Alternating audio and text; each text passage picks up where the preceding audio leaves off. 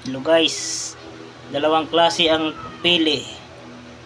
Ito ay bibiyakin natin para malaman natin kung may laman o wala. Good ang laman o sira yung laman. Ito yung medyo mabigat, good. Ito yung medyo magaan, sigurado bulok na ang laman ito o medyo sira na. Okay, unahin natin yung may laman. Ito,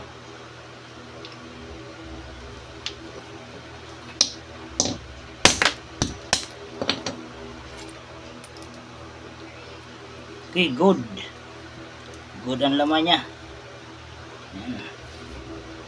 Ito yung bulok or buang.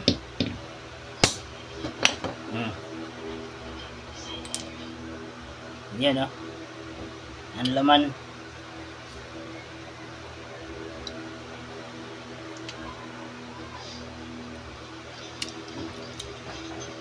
May amoy.